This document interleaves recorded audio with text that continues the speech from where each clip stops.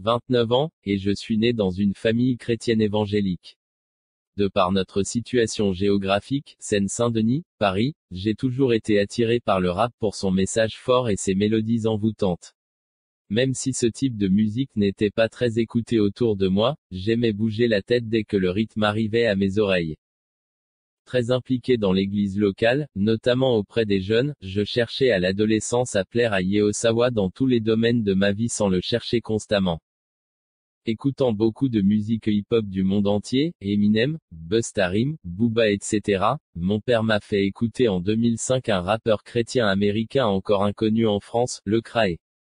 Sa musique annonçant l'évangile, Yehoshua Music, son clip très évocateur, il marche dans les rues avec ses amis en annonçant la bonne nouvelle, et la qualité de son rap m'ont séduit, et j'ai pensé que c'était un bon moyen de communiquer l'évangile.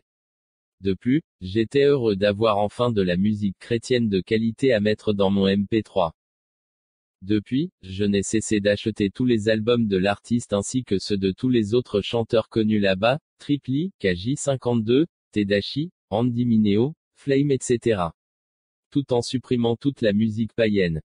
J'ai même cherché des artistes en France. Le retard dans ce domaine était évident mais j'avais enfin trouvé mon créneau car ce qui m'importait c'était les mots, Ghetto Preachers, Vocal Leader, Meshach. J'étais vraiment heureux de pouvoir me promener et écouter de la musique qui me construisait dans les textes et me donnait les émotions que je voulais trouver dans le rap. J'avais l'impression de faire partie des précurseurs en France car les églises n'ouvraient pas facilement leurs portes à ce genre de musique. Il y avait plutôt du gospel traditionnel.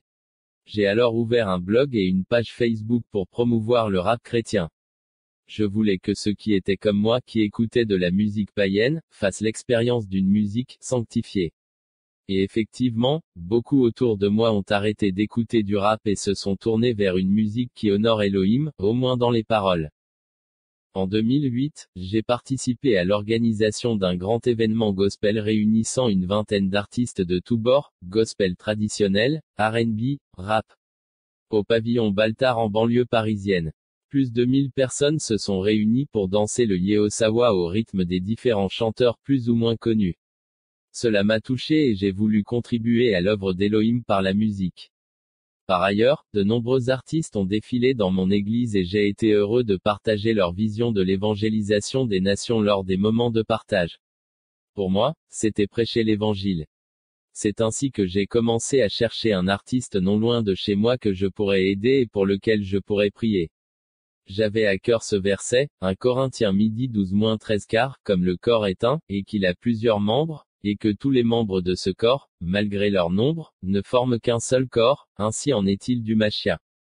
13 c'est par un seul esprit que nous avons tous été baptisés pour former un seul corps, soit juifs, soit païens, soit esclaves, soit libres, et que nous avons tous été abreuvés d'un seul esprit. Il fallait donc que je trouve ma place dans le corps du Christ et que je fasse avancer le royaume à tout prix. Après plusieurs semaines de recherche, je suis tombé sur le blog d'un rappeur dans la veine de ce que je cherchais, Drixé, 20 ans à l'époque. Sa manière forte de poser ses rimes, ses instrumentaux de qualité et son approche de l'évangélisation des jeunes m'ont clairement touché. Après un premier contact sur Facebook et une interview à Créteil, 94, avec son cousin, également rappeur chrétien, j'ai senti qu'il fallait contribuer à son ministère en l'aidant financièrement sur son projet de l'époque. Très vite, je suis devenu son producteur, son manager et son graphiste. Nous avons sorti 4 projets ensemble de 2009 à 2017. Chaque projet avait pour but de proclamer des valeurs chrétiennes et d'apporter une qualité de musique qui se démarque des autres. Jamais le but n'a été de gagner de l'argent ou une quelconque gloire mondaine. J'avais pris la résolution que si cela devenait du business, je partirais immédiatement car je voulais rester dans la posture de disciple et non d'entrepreneur pour servir Mammon. Lors des premiers concerts, cependant, ces questions ont surgi dans mon esprit et ont continué à mûrir en moi. Pourquoi n'y avait-il que des chrétiens au concert? Pourquoi faire payer les participants alors qu'il était certain qu'avec cette façon d'évangéliser, aucun païen ne viendrait? Pourquoi l'artiste est-il mis en avant, nom de scène, image sur le flyer? Alors que seul le nom de Yehosawa doit être vénéré. Au fil des années, nous avons parcouru la France et la Belgique à travers des concerts ou des camps de jeunes avec la volonté d'obéir à Elohim. Nous voulions avant tout apporter en fin de concert le témoignage saisissant de la conversion de Cédric, le vrai nom de Drixé, passé des ténèbres au Christ, afin d'impacter le public et ainsi délivrer un message puissant pour le salut de quiconque. J'avais vraiment l'impression de servir Yehosawa et de toucher les jeunes à travers des sons qu'ils connaissaient bien. En effet, pour moi, le rap n'était qu'un moyen d'évangélisation comme un autre et si nous pouvions transmettre la grâce par ce biais, le Seigneur ne pouvait qu'approuver. En fait, j'étais à fond dans cette mission et nous avons eu beaucoup de succès qui m'ont fait penser que le Seigneur était derrière tout ça. D'un autre côté, j'avais l'impression que nous ne mettions pas vraiment Elohim au premier plan. La prière n'était pas la priorité, contrairement au marketing et autres recherches artistiques. Au fil du temps, je me suis posé des questions, suis-je dans la vérité ? Pendant ces 10 ans, j'ai rencontré beaucoup de personnes qui étaient opposées au rap chrétien et qui, versées à l'appui, m'expliquaient leur point de vue.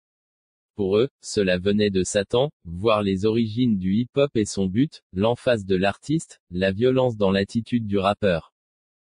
Beaucoup m'ont fait remarquer que certains artistes étaient des Illuminati qui essayaient d'attirer mon attention sur des gestes et des comportements semblables à ceux des stars de la musique mondaine.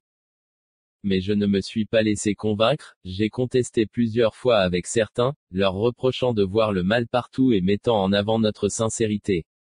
Pour nous, Satan ne pouvait pas être le créateur de la musique. Pour moi, ces gens voulaient détruire la mission car il est effectivement plus facile de critiquer que de faire avancer ensemble le royaume d'Elohim. Avec le temps, j'ai encore été surpris de voir de nombreux artistes chrétiens américains ou français s'orienter dangereusement vers un rapprochement de plus en plus grand avec le monde. C'était particulièrement flagrant pour les featuring avec les païens, et tout cela pour gagner des âmes bien sûr. J'ai vu le label de Lecrae, Rich Records, l'artiste de hip-hop chrétien le plus populaire aux USA, changer la présentation de son site web. Il n'y avait plus du tout de mention du nom de Yehosawa Amashia, mais il parlait de changer l'état d'esprit des gens vis-à-vis du monde. De plus, en 2017, il a signé avec l'une des plus grandes maisons de disques mondaines qui gère notamment Adele, Beyoncé, Pharrell Williams. Comment un chrétien peut-il s'associer avec des personnes qui l'influenceront dans les ténèbres ? Le Christ nous demande de faire de toutes les nations des disciples. Mais pas n'importe comment. 2 Corinthiens 6h17 Sortez du milieu d'eux, séparez-vous, dit le Seigneur, ne touchez pas à ce qui est impur, et je vous accueillerai. Ce n'est qu'un exemple parmi tant d'autres, mais comment les soi-disant défenseurs de la parole peuvent-ils être aussi négligents ? Face à un Elohim saint et tout-puissant, est-ce là notre offrande ? Nous ne devons pas jouer avec la sainteté exigée par le Seigneur. Lévitique 10 sur un moins de Nadab et Abihu, fils d'Aaron, prirent l'un ou l'autre son encensoir, y mirent du feu, y posèrent de l'encens, et offrirent devant YHWH un feu étranger à ce qu'il ne leur avait pas commandé. De le feu sortit d'auprès de YHWH, les dévora, et ils moururent devant YHWH. Notre dernier projet avec Drixé, commencé en 2016, nous a amené à passer beaucoup plus de temps en réunion de prière pour louer Yehosawa et lui demander de se révéler davantage à nos cœurs. Avec Cédric, nous sentions que quelque chose se passait dans l'esprit mais nous n'avions aucune idée de ce qui allait se passer. L'Esprit Saint a commencé à me secouer. Pourquoi vendons-nous de la musique chrétienne alors que Yehoshua nous a tout donné gratuitement ? Pourquoi sommes-nous, nous chrétiens, complètement influencés par les méthodes de marketing actuelles ? Shooting photo, clip vidéo, instrumentaux socialisés, publicité ciblée. Yehosawa est-il vraiment au centre de nos ministères ou seulement dans la forme ? Quel a été l'impact réel de nos projets dans la vie des personnes concernées ? En fin de compte, n'atteignons-nous pas ces chrétiens en satisfaisant leur chair ? Les chrétiens sont les premiers à dire « Amen » à tout ce qui est étiqueté « chrétien », sans chercher le bien ou le mal dans la parole. Je ne sais pas pourquoi. De plus, ma femme, qui m'avait aidé au départ dans ce travail, avait lâché tout cela en cours de route parce qu'elle sentait qu'il y avait un mélange. J'avais le même sentiment. Je savais qu'elle avait raison parce que c'était basé sur la parole, alors que moi je mélangeais versets et raisonnements humains. En août 2017, j'ai senti que l'esprit me demandait de contacter le cousin de Drixé à qui je n'avais pas parlé depuis 2010, date à laquelle il avait arrêté le rap chrétien et s'était fermé à cette forme d'évangélisation. Je lui ai posé cette simple question, mais il y a des gens qui ont été touchés par notre musique. Alors pourquoi être si réfractaire et ne pas vouloir accepter cette méthode d'évangélisation des jeunes en particulier? Il m'a répondu que le rap chrétien avait copié les manières du monde et que l'essence même de l'évangile s'était évaporée à cause des compromis. On reproduit des musiques issues du monde, on met en valeur l'artiste alors qu'il faut exalter uniquement Elohim, on fait payer les concerts alors qu'Elohim nous a donné la vie éternelle gratuitement. On crée ainsi un mélange qui satisfait notre chair sans vraiment vérifier dans la parole si notre ministère est vraiment biblique.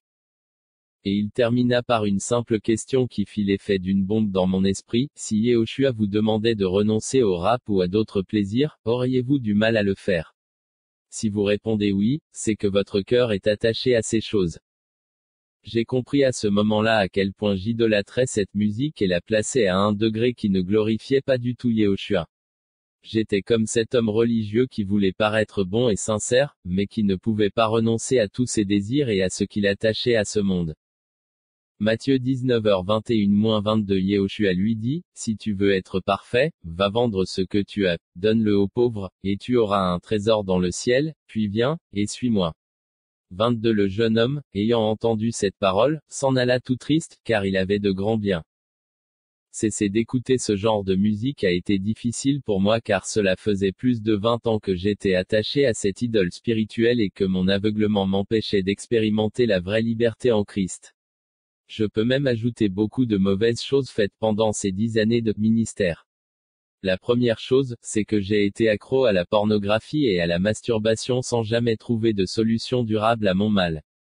Certes, la grâce m'a permis de pardonner mes péchés, mais mes fautes répétées m'ont plongé dans l'incompréhension de ce qu'était la sainteté d'Élohim. En effet, j'avais connu les tenants et les aboutissants du combat spirituel et comment Satan agissait dans ma chair, notamment à travers la musique. Car oui, la musique joue un rôle et a une influence sur votre vie. Si vous écoutez un artiste aux paroles violentes et dégradantes, ne vous étonnez pas que ces choses se reflètent dans votre vie ou vos pensées. En effet, je ne pense pas que vous seriez surpris si je vous disais que j'écoutais toujours la musique du monde d'à côté. D'ailleurs, j'étais même expert dans l'écoute des dernières tendances hip-hop du moment en France et aux États-Unis. Tous les artistes chrétiens que j'ai rencontrés écoutaient évidemment cette musique sale et cela les influençait grandement dans leur stratégie pour être à la page. Si un païen sort un nouveau style qui marche, flow, dance, instrumental, le chrétien s'empresse de le copier et d'y mettre des paroles chrétiennes. L'esprit n'est pas du tout aux commandes. Nous pensons que les gens sont touchés par Dieu alors que nous ne faisons qu'exacerber leurs désirs charnels. Osée 4/6 Mon peuple est détruit par le manque de connaissance, parce que vous avez rejeté la connaissance, je vous rejetterai aussi, et vous ne serez pas sacrificateurs pour moi, parce que vous avez oublié la loi de votre Elohim, j'oublierai aussi vos enfants. J'ai donc voulu comprendre ce que la Bible disait vraiment de notre musique et du ministère d'artiste. Dans mon humble recherche de la vérité, elle s'est peu à peu révélée à moi. J'ai été surpris de voir à quel point je m'étais trompé. Servir le Seigneur oui, mais pas n'importe comment. C'est un Elohim jaloux. Et voici ce qu'Elohim m'a fait comprendre. Il ne faut pas copier le monde ou faire des partenariats avec des non-chrétiens. 2 Corinthiens 6h14 Ne vous mettez pas avec les infidèles sous un joug inégal, car quelle communion y a-t-il entre la justice et l'iniquité? Et quelle communion y a-t-il entre la lumière et les ténèbres? Le public ne doit pas être vendu ou facturé pour la grâce d'Elohim. Matthieu 10/8 Vous avez reçu gratuitement, donnez gratuitement. Jean 2h13-17 La Pâque des Juifs étant proche, Yehoshua monta à Jérusalem. 14. Il trouva dans le temple les vendeurs de bœufs, de brebis et de colombes, et les changeurs assis. 15. Ayant fait un fouet avec de petites cordes, il les chassa tout du temple, ainsi que les brebis et les bœufs, il répandit la monnaie des changeurs, et renversa les tables. 16. Et il dit à ceux qui vendaient des colombes, ôtez ces choses-là, ne faites pas de la maison de mon père une maison de commerce. 17 Ses disciples se souvinrent qu'il était écrit, le zèle de votre maison m'a dévoré.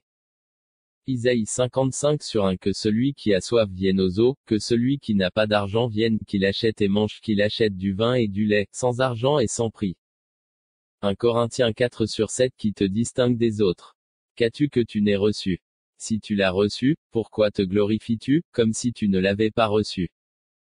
Matthieu 6h24. Nul ne peut servir deux maîtres, ou bien il haïra l'un et aimera l'autre, ou bien il s'attachera à l'un et méprisera l'autre. Vous ne pouvez pas servir Dieu et Mammon. Il faut chercher à être un adorateur spirituel et non un chrétien charnel. Jean 4h23-24. Mais l'heure vient, et elle est déjà venue, où les vrais adorateurs adoreront le Père en esprit et en vérité, car le Père cherche de tels adorateurs pour l'adorer. 24. Dieu est un esprit, et ceux qui l'adorent doivent l'adorer en esprit et en vérité. Éphésiens 5h19. Parlez en vous-même par des psaumes, des hymnes et des cantiques spirituels, en chantant et en faisant retentir votre cœur pour le Seigneur. L'homme ne doit pas se laisser séduire par son apparence, car c'est de l'idolâtrie. Romains 1h22-25. Se croyant sages, ils sont devenus fous. 23. Et ils ont changé la gloire du Dieu incorruptible en une image semblable à celle de l'homme corruptible, des oiseaux, des quadrupèdes et des reptiles. 24. C'est pourquoi Dieu les a livrés à l'impureté par les convoitises de leur cœur, pour qu'ils déshonorent entre eux leur propre corps. 25. Ils ont changé la vérité de Dieu en mensonge, et ils ont adoré et servi la créature plus que le Créateur, qui est béni éternellement. Amen. C'est par cette révélation de Yehoshua que le brisement de ma chair a commencé à s'opérer. Je me suis progressivement rendu compte de l'évidente nécessité de plonger davantage dans la parole seule pour savoir ce que le Seigneur désire de nous. J'ai donc tout coupé en supprimant tout le rap et en le remplaçant par de la louange sans étiquette artistique. J'ai commencé à abandonner les addictions, pornographie, jeux vidéo, qui m'enchaînaient et ne me permettaient pas d'aller dans l'intimité du Père. Tout ce qui me souillait a été mis à nu dans mon esprit et j'ai pris des décisions fortes pour obéir à Elohim afin d'avancer de gloire en gloire. Si vous avez du mal à vous défaire de ce que vous savez être mauvais, demandez-vous si vous avez vraiment accepté Yehoshua comme Sauveur mais aussi comme Seigneur. Car notre corps et notre intelligence lui appartiennent, 1 Corinthiens 6h19, et nous devons tendre vers la perfection de Yehoshua. Si ce n'est pas le cas, demandez à Yeshua de vous révéler l'état de votre cœur et de renouveler toutes vos pensées afin de faire sa volonté et non la vôtre. Elohim nous demande de renoncer à nous-mêmes et d'être un vase d'honneur, sanctifié et utile au Seigneur, 2 Timothée 2h11. Ma vie de prière a été complètement bouleversée depuis ce jour où la vérité s'est emparée de mon cœur. Yehoshua a coupé et anesthésié ma chair par son Esprit Saint qui continue à me rappeler à l'ordre. Je remercie Yehoshua Hamashia pour son pardon et sa grâce car je ne mérite pas tout cela. J'ai été aveuglé et endurci pendant un certain temps. Mais le Seigneur Tout-Puissant m'a ramené sur le rivage et m'a conduit vers les hauteurs afin que je puisse parler de sa bonne nouvelle d'une autre manière et marcher toujours plus dans la sanctification. Hébreux 12h14. Recherchez la paix avec tous les hommes et la sainteté, sans laquelle personne ne verra le Seigneur. Je prie pour que le Seigneur vous touche comme il m'a touché. Le Seigneur veut vous utiliser davantage et pour cela il faut renoncer au monde et à tout ce qui vient de l'esprit de ce monde. Attachez-vous à Elohim et non à votre intelligence qui vous emmène vers un autre évangile, un évangile qui vous éloigne du Seigneur. Jean 8h32, vous connaîtrez la vérité, et la vérité vous affranchira. Si vous avez le don de louer le Seigneur, Amen. Cherchez Elohim seul et il vous révélera comment contribuer au royaume par vos hymnes spirituels. Ne laisse plus jamais Satan te compromettre en voulant faire ta propre volonté. Donne gratuitement, ne te mets pas en avant sur Internet, utilise seulement ta voix pour glorifier Elohim. La louange est une offrande à Elohim seul. Si ce n'est pas ce que veut Elohim, ne vous inquiétez pas, laissez-le vous guider et prenez le temps de chercher sa volonté. Je te remercie YHWH car tu es patient avec tes enfants, tu veux qu'aucun d'eux ne périsse. Tu m'as sauvé de la cécité et maintenant tu veux que je proclame ta parole avec puissance et pas seulement en parole. Que nos vies te reflètent davantage et que nous te cherchions de plus en plus dans le secret. En Elohim est toute la gloire, dans les siècles des siècles. Amen. Apocalypse 3h20, je me tiens à la porte et je frappe. Si quelqu'un entend ma voix et m'ouvre la porte, j'entrerai dans sa maison, je souperai avec lui, et lui avec moi. Bruno D. Source, les Dokimos.